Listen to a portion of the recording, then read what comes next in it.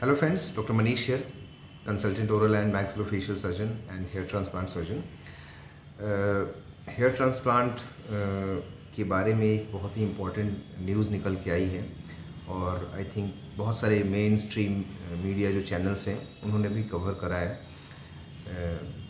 कुछ लोग I hope शायद आप लोग में से अवेयर भी हो इसके बारे में, तो ये बहुत ही इम्पोर्टेंट न्यूज़ है, तो इसको डिस्कस कर लेते हैं। बिकॉज हेयर ट्रांसप्लांट जो इंडस्ट्री है इसमें बहुत सारी चीज़ें हो रही है और बहुत सारा मिस इन्फॉर्मेशन जो है वो फैलाया जा रहा है और जो ट्रू पिक्चर है और जो सही चीज़ है उसके बारे में कोई बात नहीं कर रहा है। तो ये वीडियो बहुत ही इम्पोर्टेंट होने वाला है और पूरा वीडियो देखिएगा। आपको हेयर ट्रांसप्लांट के बारे में सारी जानकारी मिल जाएगी इस वीडियो से आपको, कि हेयर ट्रांसप्लांट होता क्या है, कौन करता है, किसको करना चाहिए, कौन कौन कर रहा है, और ये जो भी रिसेंट जिस न्यूज़ के बारे में बात कर रहा हूँ, मिसहैप जो हुआ है जो कानपुर में, उसके बारे में भी चर्चा करेंगे। तो जो कानपुर में मिसहैप हुआ है उसमें जहाँ तक पता चला है, एग्जैक्ट डिग्री का तो अभी बहुत आइडिया नहीं लग पाया है, बट एक जो डेंटिस्ट थी उन्होंने हेयर ट्रांसप्लांट सर्जरी करी थी और समहाउ एक जो इंजीनियर थे उनकी डेथ हो गई है। तो इसके बारे में हम लोग चर्चा करेंगे अभी, लेकिन सबसे पहले ये समझते हैं कि हेयर ट्रांसप्लांट होता क्या है, क्योंकि मेरे पास बहुत सारे पेशेंट्स आते हैं उनको ये नहीं पता होता है कि एक्चुअली हेयर ट्रांसप्लांट होता है। कुछ लोग बोलते हैं कि सर किसी और का बाल आप मेरे बाल में मेरे सर पे लगा दीजिए, क्या करिएगा एग्जैक्टली। देखिए, हेयर ट्रांसप्लांट सर्जरी क्या होती है कि जो पर्सन बॉल्ड है, यानी जिनके बाल कम हैं या बिल्कुल ही नहीं है या काफ़ी ज़्यादा गिर रहे हैं, स्पेशली जो मेल जो एंड्रोजेनिक एलोपेशिया के पेशेंट होते हैं उनमें, या फीमेल में भी जो एंड्रोजेनिक एलोपेशिया की पेशेंट होती हैं उनमें हम लोग लगाते हैं। तो इसमें होता है क्या है, सबसे पहले देखिए जो बैक एरिया होता है स्कल का, यानी पीछे वाले एरिया का, जो मेरा जो बैक एरिया है, इसके बाल को हम लोग निकालते हैं। और प्रिसाइजली बोलूँ तो बाल नहीं, फॉलिकल होता है। एक फॉलिकल के अंदर एक से ज़्यादा बाल भी हो सकते हैं, 2, 3, 4 बाल भी हो सकते हैं। ये भी इस इंडस्ट्री में बहुत बड़ा एक चीटिंग का वो है, बहुत सारे लोग करते हैं कि वो लोग बोलते हैं कि इतने बाल लगा दूंगा। कभी भी जब बात होती है तो फॉलिकल की होती है, यानी कि एक जड़ के अंदर जो होती है उससे बहुत सारे बाल, जैसे एक तने से बहुत सारी टहनियाँ निकलती हैं, वैसे ही एक फॉलिकल से एक से ज़्यादा बाल भी निकल सकते हैं। तो हमेशा सर्जरी की जो प्लानिंग होती है वो फॉलिकुलर लेवल पर होती है, ठीक है। तो बैक वाले हिस्से का जो बाल है वो निकाल के आगे वाले हिस्से में, या जहाँ भी बाल झड़ा हुआ है, ये बैक वाला हिस्सा हो गया और ये फ्रंटल वाला ये रीजन हो गया, इसमें हम लोग लगाते हैं, ठीक है। तो नॉर्मली क्या होता है कि ये जो हेयर ट्रांसप्लांट सर्जरी है ये आप समझ लीजिए कैसे होता है, तब आगे हम लोग क्वेश्चन आंसर को समझ पाएंगे कि क्या कॉम्प्लिकेशन कानपुर के केस में हुआ है और किनको करना चाहिए किनको नहीं करना चाहिए, फिर आप लोग बहुत अच्छे समझ पाइएगा। सपोज करिए कि किसी का ये पूरा जो फ्रंटल रीजन है और स्कैल्प है, मिड स्कैल्प है, वर्टेक्स है, ये पूरा झड़ा हुआ है, ये बाल बिल्कुल नहीं है, तो मिनिमम 6000 के आसपास फॉलिकल की ज़रूरत पड़ती है, यानी कि 6000 जो जड़ें होती हैं वो लगाते हैं हम लोग, जिसमें एक से ज़्यादा बाल भी निकल सकते हैं। और कहाँ कौन सा यूनिट लगेगा इसका एक टेक्निकल स्पेसिफिकेशन है, वो एक टेक्निकल बात हो जाएगी। खैर, तो बात समझिए हेयर ट्रांसप्लांट होता क्यों है। अब इसमें क्या दिक्कत आती है, 6000 बाल निकालना, 6000 फॉलिकुलर यूनिट निकालना, ये बहुत डिफिकल्ट काम है। मतलब कि 6000 बाल एक मशीन जाती है जो पंच होता है उसमें लगा रहता है और ये टिक टिक टिक टिक टिक टिक करके 6000 टाइम्स आपके पीछे वाले एरिया में पंच किया जाएगा और 6000 बाल निकाला जाएगा और उनको एक जगह सजा के रखा जाएगा। किसी यूनिट में, किसी फॉलिकुलर यूनिट में एक बाल होंगे तो उनको अलग अरेंज किया जाएगा, किसी में 2 होंगे तो उनको अलग अरेंज किया जाएगा, ठीक है। और उसके पहले जहाँ पे ये ग्राफ्ट लगाना है हम लोग स्लिट बनाते हैं, यानी कि 6000 छेद, होल्स क्रिएट किए जाते हैं, पंचेज, मतलब उसके लिए अलग से स्लिट फॉर्मेशन के लिए ब्लेड आते हैं, ठीक है, या कोई लोग नीडल से भी करते हैं, बहुत सारे टेक्निक्स हैं। तो 6000 यहाँ पे होल क्रिएट किए जाएंगे, फिर 6000 यहाँ से पीछे के एरिया से बाल निकाले जाएंगे, फिर सारे बालों को सेपरेट किया जाएगा, ठीक है, और एक एक स्लिट के अंदर वो बाल लगाए जाएंगे। It's a very tedious process. It is nearly impossible for any surgeon to perform such a big, long-lasting surgery.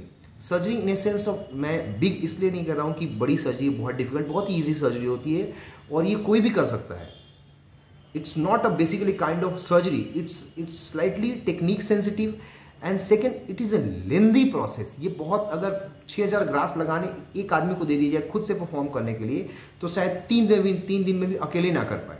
ये एक टीम वर्क है. तो होता है मोस्टली क्या है कि सामान्यतः कोई भी इंडिया के अगर कॉन्टेक्स्ट में मैं बात करूं तो किसी सेंटर में, हज़ारों सेंटर हैं इंडिया में जहां हेयर ट्रांसप्लांट होता है, एक सर्जन ये पूरा का पूरा काम अकेले कर ही नहीं सकता, कोई नहीं कर सकता. तो होता क्या है इसमें कि सामान्यतः कुछ टेक्नीशियन होते हैं जो स्किलफुल टेक्नीशियन होते हैं, उनकी हेल्प लेता है सर्जन. सामान्य 3 या 4 हो सकते हैं वो, नॉर्मली 2 से कम में तो पॉसिबल नहीं है. तो 3 या 4 लोग मिलके, एक्सक्लूडिंग सर्जन अलग है, तो 2 या 3 असिस्टेंट उनके होते हैं, उनको मिलके ये काम करना होता है. सामान्यतः जैसा मेरा एक्सपीरियंस है क्रॉस द इंडिया, मैंने जो देखा है, जो मैं अपने यहाँ भी फॉलो करता हूँ, कि सर्जन्स मोस्टली क्या करते हैं, अगर ट्रेन, जैसे मेरे पास ट्रेन स्टाफ है, तो ट्रेन स्टाफ जहाँ पे हैं वहाँ पे सर्जन क्या करते हैं कि जो हेयर ट्रांसप्लांट की डिज़ाइनिंग का प्रोसेस है वो खुद करते हैं. कुछ हेयर फॉलिकल्स वो खुद निकालते हैं और उनको ट्रेन करते हैं, बताते हैं कि हाँ ऐसे ऐसे करना है. बाकी काम हेयर फॉलिकल निकालने का काम भी स्टाफ करता है. कुछ जो इम्पॉर्टेंट एरियाज़ है जहाँ पे हम लोग को बाल ग्राफ्ट लगाने हैं तो वो काम सर्जन खुद करता है, लेकिन मोस्ट ऑफ द काम 70-80% तक काम टेक्नीशियन करता है. तो ये एक ऐसी इंडस्ट्री है जिसमें 70 से 80% तक काम टेक्नीशियन करता है. और ये हर फील्ड में होता है, ये हर क्लिनिक में होता है. अगर मैं बोलूँ कि मेरे यहाँ नहीं होता तो मैं झूठ बोल रहा हूँ. शायद ही कोई सेंटर होगा पूरे इंडिया में, और अक्रॉस द ग्लोब हर जगह 70-80% काम टेक्नीशियन ही करते हैं. तो मोटा माटी आप लोग समझ गए हों कि हेयर ट्रांसप्लांट बेसिकली होता क्या है. अब देखिए, हेयर ट्रांसप्लांट कर कौन सकता है, ये बहुत इंपॉर्टेंट सवाल है. तो हमारे यहाँ चूँकि इंडिया में जब तक हमें वेस्टर्न लोगों का अप्रूवल ना मिले हम मानते नहीं हैं. तो अगर मैं यूएस की बात करूँ और यूरोप की बात करूँ मेनली, तो 3 ऐसे डॉक्टर हैं जो फुली इंटाइटल्ड हैं हेयर ट्रांसप्लांट सर्जरी परफॉर्म करने के लिए. पहला प्लास्टिक सर्जन या फेशियल प्लास्टिक सर्जन जिसको बोलते हैं. दूसरा मैक्सिलोफेशियल सर्जन, ध्यान रखिएगा, नाम ध्यान से सुनिएगा. प्लास्टिक सर्जन, मैक्सिलोफेशियल सर्जन और डर्मेटोलॉजिस्ट, ये 3 डॉक्टर हैं जो करते हैं. अब इसमें भी बेस्ट क्या होता है मैं आपको सब बताऊंगा अभी डिटेल में. देखिए, जो 2 डॉक्टर्स हैं, हालांकि इंडिया में और भी लोग करते हैं, मैं यूरोप की और अभी यूएस की बात कर रहा हूँ. तो ये तीनों डॉक्टर यूएस और यूरोप में इनकी ट्रेनिंग अच्छी होती है और अच्छे से करते हैं ये लोग. इसके अलावा असिस्टेंट के रूप में वहाँ नर्सिंग स्टाफ को रख सकते हैं आप, लेकिन वो आपके सुपरविजन में ही ये सारा काम करेगी. डॉक्टर का उस चेंबर में रहना mandatory as per legal provision. लेकिन अब हमारे यहाँ कौन कौन करता है, चूँकि ये अभी फील्ड हाईली अनऑर्गेनाइज्ड और अनरेगुलेटेड है. हमारे यहाँ कौन कौन काम करता है और कौन सिखाता है? प्लास्टिक सर्जन, मैक्सिलोफेशियल सर्जन और डर्मेटोलॉजिस्ट. ये 3 तो करते ही करते हैं. अपार्ट फ्रॉम दीज 3 पीपल मैंने देखा बहुत जगह ENT surgeon, general surgeon, MBBS doctor, dentist, जो डेंटल सर्जन्स होते हैं वो लोग भी करते हैं. यूरोप और यूएस में बहुत जगह नर्सिंग स्टाफ भी करती है, बट ये है कि उनको सुपरविजन डॉक्टर का होना चाहिए, इंडिपेंडेंटली नहीं कर सकती हैं. बट हमारे यहाँ क्या होता है कि बहुत सारे ऐसे इंस्टीट्यूट खुल गए हैं जहाँ टेक्नीशियन भी वो कोर्स कर रहे हैं. इवन मैंने देखा है कि बहुत सारे सर्जन्स, डर्मेटोलॉजिस्ट जो सलून होते हैं या जो आजकल ब्रांडेड सलून टाइप से खुल गए हैं, वहाँ भी डॉक्टर्स जाके करते हैं और वहाँ टेक्नीशियन भी करते हैं. जब ट्रेंड हो जाते हैं टेक्नीशियन तो डॉक्टर को बुलाते ही नहीं, वो खुद ही करने लगते हैं. तो हेयर ट्रांसप्लांट सर्जरी सर्जिकली बहुत डिफिकल्ट नहीं होता, बिकॉज बट होता क्या है कि चूंकि लॉन्ग लास्टिंग सर्जरी है और आप बार बार मेडिकेशन स्कैल्प के अंदर डालते रहते हैं, तो उसका कई बार कुछ केसेस में साइड इफेक्ट हो जाता है. तो आपको साउंड थ्योरेटिकल नॉलेज भी बहुत इंपॉर्टेंट है. जब आप ट्यूमेसेंट यानी दवाई जो डाल रहे हैं उसका क्या इफेक्ट हो सकता है, पेशेंट का कंडीशन कैसा है, पेशेंट कब डिटोरिएट हो रहा है, इसकी साउंड मेडिकल नॉलेज होनी बहुत ज़रूरी है. तो कानपुर वाले केस में जहाँ तक मुझे पता चला है, कोई एक डेंटल डॉक्टर थी मैडम, जो शायद ट्रेनिंग कहीं से ली होगी, मुझे एग्जैक्टली नहीं पता, ये तो पता चलेगा वैसे। तो वो कर रही थी। लाइकवाइज MBBS डॉक्टर भी करते हैं। और स्किल वाइज मैं बता दूं आपको कि देखिए, जो हेड नेक रीजन है वहाँ MBBS BDS में कोई फ़र्क नहीं है। MBBS अगर हेड नेक रीजन की सर्जिकल स्किल की बात करूँ तो कई बार जो डेंटिस्ट है, मैंने देखा है, मैंने ट्रेन भी किया है बच्चों को, डेंटिस्ट सर्जिकली ज़्यादा साउंड होते हैं as compared to MBBS। Even जो नए डर्मेटोलॉजिस्ट होते हैं उनसे भी ज़्यादा साउंड होते हैं। मैं लीगल टर्म में नहीं जा रहा हूँ, मैं सर्जिकल स्किल की बात कर रहा हूँ, क्योंकि वो फेस हेड नेक के बारे में काफ़ी ज़्यादा पढ़ते हैं। बहुत सारे जो इंजेक्शन टेक्निक्स हैं वो बहुत ईजिली लर्न कर जाते हैं, और वो पहले से कई बार बहुत सारे डेंटिस्ट दे भी रहे होते हैं। बट कंपेरेटिवली MBBS पीपल, और इवन कुछ केसेस में डर्मेटोलॉजिस्ट को भी मैंने देखा है कि वो स्किल वाइज, डिग्री वाइज बात नहीं कर रहा हूँ, degree wise MD dermat is entitled, dentist are not entitled. जो डेंटल सर्जन होते हैं वो इंटाइटल्ड नहीं है। इंडिया के अंदर 3 ही इंटाइटल्ड है, मैक्सिलोफेशियल सर्जन, प्लास्टिक सर्जन और डर्मेटोलॉजिस्ट, लेकिन करते बहुत लोग हैं। तो उस केस में मुझे जहाँ तक लगता है कि ट्यूमेसेंट ज़्यादा डल गया होगा, या सेकेंडरी रिएक्शन हुआ होगा, सेकेंडरी एनाफिलेटिक जो रिएक्शन होते हैं, जो डिलेड एनाफिलेटिक रिएक्शन होते हैं, वो हुआ होगा। इस वजह से पेशेंट की कंडीशन डिटेरियोरेट हो गई और उनके साथ ऐसा हुआ। तो सबसे इम्पॉर्टेंट चीज़ क्या है कि अच्छा, एक बहुत इंपॉर्टेंट चीज़ है कि ये सेल्फ रेगुलेशन कहाँ है हमारे में, कि जब मैक्सिलोफेशियल सर्जन या प्लास्टिक सर्जन या डर्मेट एक दूसरे को ट्रेंड कर सकते हैं और करते भी हैं बहुत सारे इंस्टीट्यूट में, लेकिन जब आप पैसा कमाने के लिए जो चीज़ इंडिया में लीगली अलाउड नहीं है, आप सलून वालों को सिखा रहे हैं, सलून वालियों को सिखा रहे हैं, आप जो MBBS डॉक्टर हैं उनको सिखा रहे हैं, आप जो डेंटल सर्जन हैं उनको सिखा रहे हैं, तो स्टाफ की प्रॉपर ट्रेनिंग नहीं हुई है, तो इन चीज़ों के चलते ये मिसहैप होते हैं। किसी को एब्यूज़ करना इट्स नॉट अ सोल्यूशन। बहुत सारे लोग बोल रहे थे, मैंने देखा है कि सिर्फ डर्मेट कर सकते हैं, सिर्फ प्लास्टिक वाले कर सकते हैं। ऐसा नहीं, ये 3 डॉक्टर अलाउड हैं। अब मैं अपना ओपिनियन, ये मेरा पर्सनल ओपिनियन है कि आपको किससे कराना चाहिए। देखिए, ये 3 डॉक्टर से आप करा सकते हैं, बट मैं अपना ये पर्सनल ओपिनियन दे रहा हूँ कि आप किससे करा सकते हैं। फर्स्ट है प्लास्टिक सर्जन। देखिए, प्लास्टिक सर्जन एक सर्जरी जो है बहुत बड़ी वास्ट फील्ड है, तो सारे प्लास्टिक सर्जन जो है वो हेयर ट्रांसप्लांट में उतने स्किलफुल नहीं होते, और सारे प्लास्टिक सर्जन काम भी नहीं करते हेयर ट्रांसप्लांट, क्योंकि उनके पास ऑलरेडी बहुत ज़्यादा वर्कलोड है, तो उनको कोई ज़रूरत नहीं है कि हेयर ट्रांसप्लांट के फील्ड में वो जाएं। बात समझ रहे हैं? लेकिन जो लोग करते हैं अच्छे से, they are very skilful. Most of plastic surgeon अच्छा काम करते हैं, इसमें कोई डाउट नहीं है। तो आप एक बार पता करिए कि आपके आसपास जो प्लास्टिक सर्जन जो कर रहे हैं हेयर ट्रांसप्लांट का काम, वो अच्छे से, मतलब वो हेयर ट्रांसप्लांट कर रहे हैं कि नहीं कर रहे हैं। अगर वो करते हैं वो तो मोस्टली बहुत अच्छे से करते हैं, और उनको साउंड बैकग्राउंड होता है मेडिकल, क्योंकि वो सर्जन होते हैं, अच्छे सर्जन होते हैं, और MCH किया होता है, तो उनको अच्छा नॉलेज होता है। सेकेंड हो गया maxillofacial surgeon. Likewise plastic surgeon, maxillofacial surgery भी बहुत वास्ट फील्ड है, right from cancer to microvascular surgery to orthognathic surgery to cleft, trauma, implant, बहुत ही वास्ट फील्ड है ये। लेकिन ये मोस्टली हेड नेक तक ही अपने आप को सीमित रखते हैं।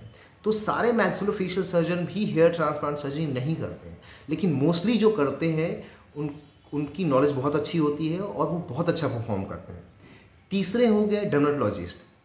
सेम, डर्मेटोलॉजिस्ट बेसिकली फिजिशियंस होते हैं, बहुत अच्छा चूँकि ये साउंड सर्जिकल बैकग्राउंड तो इनका नहीं होता, ये फिक्स मानिए। बहुत सारे मुझे लोग गालियाँ देंगे अब इसके बाद, स्पेशली डर्मेटोलॉजिस्ट, लेकिन चूँकि ये इनकी ब्रेड एंड बटर सर्जरी होती है, तो मोस्टली जो डर्मेटोलॉजिस्ट होते हैं वो हेयर ट्रांसप्लांट सर्जरी परफॉर्म करते हैं, या वो खुद अपने सीनियर से सीखते हैं जिन्होंने सीखा हुआ है।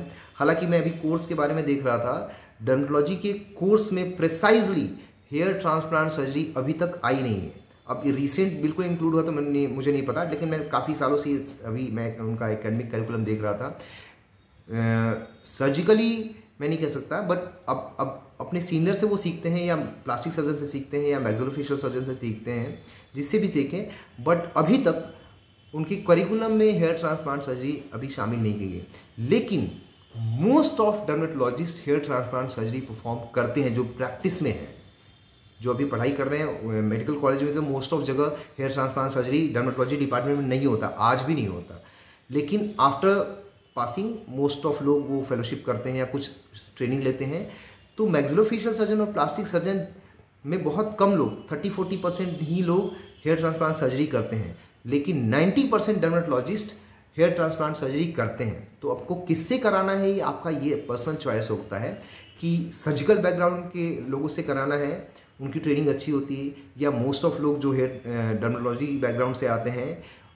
मेरा पर्सनल ओपिनियन है कि सर्जरी प्लास्टिक सर्जन और मैक्सिलोफेशियल सर्जन ज़्यादा अच्छा करते हैं, उनको सर्जरी की कॉम्प्लिकेशन वगैरह का ज़्यादा आइडिया रहता है। लेकिन ये भी मानूंगा मैं कि जो स्किन के स्पेशलिस्ट होते हैं वो मोस्ट ऑफ लोग डे 1 से या शुरुआत से ही हेयर ट्रांसप्लांट सर्जरी में इन्वॉल्व रहते हैं। तो तीनों कर सकते हैं, तीनों के पास आप सेफ हैं। बाकी मिसहैप का तो कोई कुछ भी नहीं कर सकता, किसी के साथ भी हो सकता है। आप ये नहीं कह सकते कि इनके साथ होगा, इनके साथ नहीं हो सकता है। बॉडी पे भी डिपेंड करता है, लेंथ ड्यूरेशन पे भी करता है, टेक्निक पे भी डिपेंड करता है, बहुत सारा फैक्टर है इसमें। तो ये एक बहुत अनफॉर्चुनेट इंसिडेंट हुआ है, लेकिन मुझे लगता है कि इस चीज़ को अक्रॉस द डिसिप्लिन हाईलाइट करने से ज़्यादा इंपॉर्टेंट है कि एक रेगुलेशन किया जाए कि कौन लोग कर सकते हैं और उनकी कितनी ट्रेनिंग होनी चाहिए। ये बहुत इंपॉर्टेंट है कि बिकॉज लाइफ इज़ इम्पॉर्टेंट। जिनकी डेथ हुई वो एक इंजीनियर थे और उनकी माँ का मैंने वीडियो देखा, वो देखने लायक नहीं था, किसी को भी बहुत पेन होगा। तो जब भी आप हेयर ट्रांसप्लांट कराने जाएं तो ये कोशिश करें कि ये 3 लोग कर रहे हो तो ज़्यादा अच्छा है, क्योंकि ये तीनों लोग बहुत वाइडली इन्वॉल्व हैं और ट्रेनिंग देते भी हैं या बहुत ट्रेंड होते हैं।